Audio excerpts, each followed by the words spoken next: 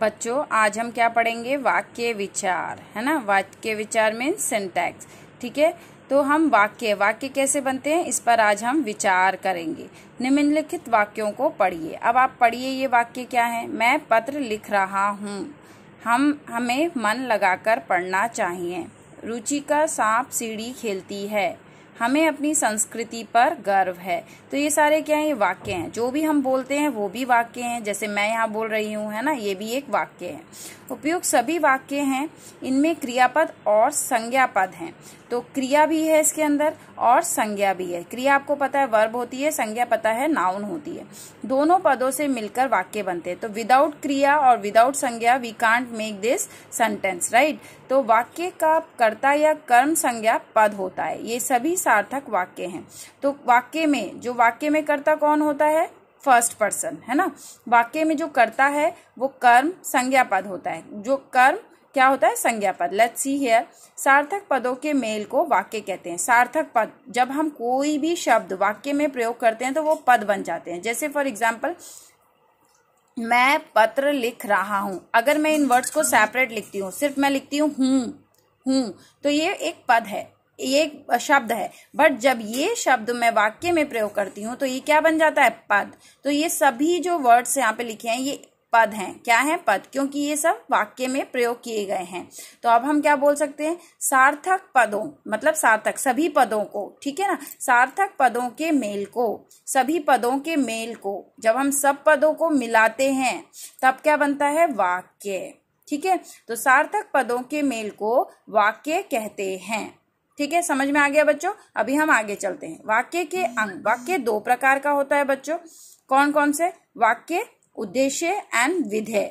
वाक्य किस दो प्रकार का होता है? उद्देश्य एंड विधेय। अभी हम पढ़ते हैं कौन से उद्देश्य होते हैं।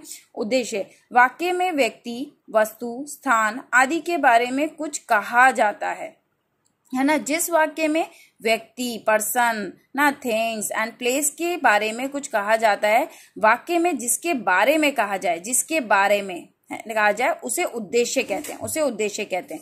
और उद्देश्य की विशेषता बताने वाले को उद्देश्य का विस्तार कहते हैं। और अगर उद्देश्य में भी कुछ स्पेशलिटी वो बता रहे हैं तो हमें क्या कहेंगे? उसे उद्देश्य का विस्तार, ठीक है।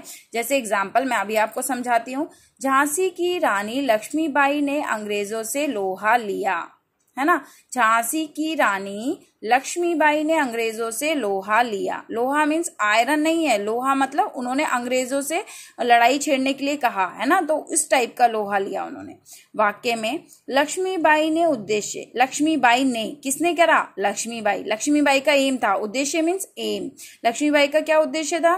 कि झांसी की रानी का उद्देश्य था कि उन्होंने अंग्रेजों से लोहा लिया, है ना। झांसी की रानी का उद्देश्य क्या था? कि उन्होंने अंग्रेजों से लोहा लिया। तो वाक्य में लक्ष्मीबाई ने उद्देश्य है, तो लक्ष्मीबाई ने क्या है? उद्देश्य।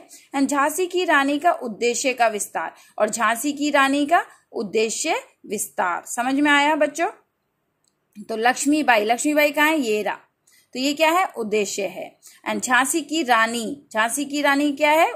उद्देश्य का विस्तार। अभी हम विधेय पढ़ते हैं। उद्देश्य के बारे में जो कुछ कहा जाता है वह विधेय कहलाता है।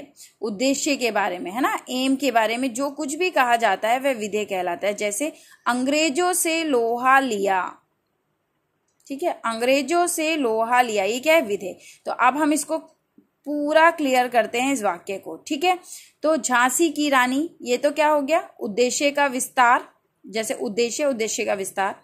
लक्ष्मीबाई जो करता है, लक्ष्मीबाई है ना, लक्ष्मीबाई करता है, तो क्या हो गया? ये उद्देश्य, है ना। लक्ष्मीबाई है उद्देश्य।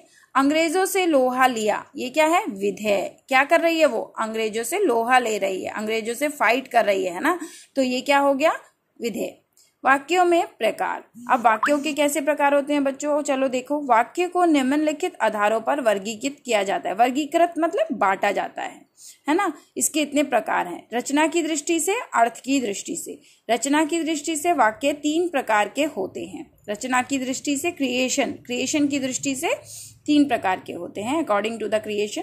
सरल वाक्य, संयुक्त वाक्य, मिश्रित वाक्य। ये तो आपको शब्द से ही समझ में आएगा। सरल मतलब इजी वाक्य, संयुक्त मतलब मिक्सअप, संयुक्त मतलब थोड़ा सा कठिन, एंड मिश्रित मतलब मिक्स वाक्य। ठीक है, चलो अभी हम चलते हैं आगे। सरल वाक्य। सरल वाक्य बच्चों क्या होता है? जिस वाक्य में एक क्रिया होती है उसे सरल वाक्य कहते हैं। जिस वाक्य में सिर्फ एक क्रिया, वन क्रिया होती है उसे हम सरल वाक्य कहते हैं। सरल वाक्य में उद्देश्य एक से अधिक हो सकते हैं।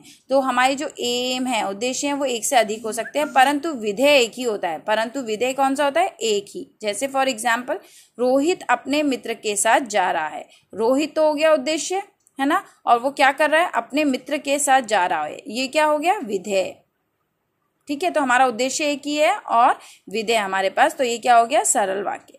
शीला, स्मिता और राधा फुटबॉल खेल रही हैं, है ना, तो शीला, स्मिता और राधा फुटबॉल खेल रही हैं। यहाँ पे एक क्रिया है, खेल रही हैं। यहाँ पे भी एक क्रिया है, जा रही हैं, है ना, तो यहाँ पे क्रिया है, एक क्रिया है, खेल रही है। और उद्देश्य किसका है? शीला, स्मिता और राधा। इन तीनों का क्या उद्देश्य, क्या एम है? फुटबॉल खेलना, है ना, तो उद्देश्य हो गया शीला, स्मिता और राधा, और फुटबॉल खेल रही हैं, ये एक क्रिया है, तो ये क्या हो गया? विधेय। तो ये हो गया सरल वाक्य। समझ में आ गया?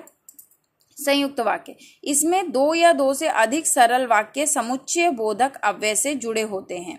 संयुक्त वाक्य में दो या दो से अधिक वाक्य स्वतंत्र होते हैं।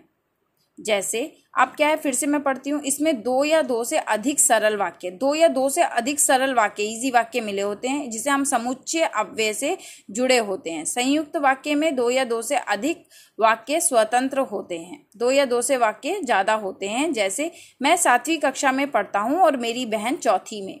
तो अब मैंने इस दो वाक्य को किसके साथ जोड़ दिया? और के साथ, है ना, मैंने किसके साथ जोड़ा? और के साथ, राइट। तो ये कौन सा हो गया? समुच्चय वाच्य, समुच्चय बोधक वाक्य, राइट। समुच्चय बोधक, क्योंकि समुच्चय बोधक में क्या होता है? दो से ज्यादा वाक्य होते हैं। जब दो या दो से अधिक वाक्य किंतु, परंतु या अधिक समुच्चय बोधकों से जुड़े हों तो वे संयुक्त वाक्य कहलाते हैं। जब हम दो वाक्य इन सारे वर्ड्स की यूजिंग के साथ जोड़ें तो वो कौन से वाक्य कहलाते हैं? संयुक्त वाक्य। संयुक्त वाक्य। जब दो वाक्य एक साथ जुड़े हो, किंतु, परंतु, तथा, क्योंकि, है ना, तो इन सब के साथ जुड़े होते हैं, वो संयुक्त वाक्य हैं। बट ये सरल वाक्य क्या होते हैं? सिंपल वाक्य। ये किसी के साथ जुड़े नहीं होते, इसमें एक ही क्रिया होती है और इसका एक ही उद्देश्य होता है। ठीक है, अब संयुक्त वाक्य में मैंने आपको बताया ये किसके दो वाक्य होते हैं और किसी ना किसी के साथ जुड़े होते हैं। ठीक है। मिश्रित वाक्य। जिस वाक्य में एक वाक्य प्रधान हो और एक या एक से अधिक उपवाक्य हो और वे प्रधान वाक्य पर आश्रित हो, यह वाक्य मिश्रित वाक्य कहलाता है। हम एग्जाम्पल देखते हैं। कक्षा अध्यापिका ने कहा था कि शनिवार को विद्यालय बंद रहेगा, है ना, तो कक्षा अध्यापिका ने, तो यहाँ पे क्या है? जिस वाक्य में एक वाक्य प्रधान हो। अब ये क्या है? ये वाक्य प्रधान है, यहाँ पे मेन है। कक्षा अध्यापिका ने कहा था, राइट। एक और एक से अधिक उपवाक्य हो कि शनिवार को विद्यालय बंद रहेगा। क्या बंद रहेगा? विद्यालय बंद रहेगा। कब बंद रहेगा? शनिवार को बंद रहेगा। किसने कहा था? अध्यापिका ने कहा था। तो इसमें एक से ज्यादा वाक्य है ना, तो ये मिश्रित वाक्य हो गया। उपयुक्त मिश्रित वाक्य में प्रधान वाक्य है इस शनिवार को विद्यालय बंद रहेगा। तो मेन सेंटेंस जो है वो क्या है? शनिवार को विद्यालय बंद रहेगा। तथा उपवाक्य है कक्षा अध्यापिका ने कहा था, मैंने जैसे आपको बताया अध्यापिका ने कहा था। और यहाँ वाक्य और उपवाक्य को की संबंध से जोड़ा जाता है और इसको हम की से भी जोड़ सकते हैं, जोड़ा है इन्होंने, है ना। तो ये कौन सा हो गया? मिश्रित वाक्य। ओके बच्चों। वाक्य परिवर्तन।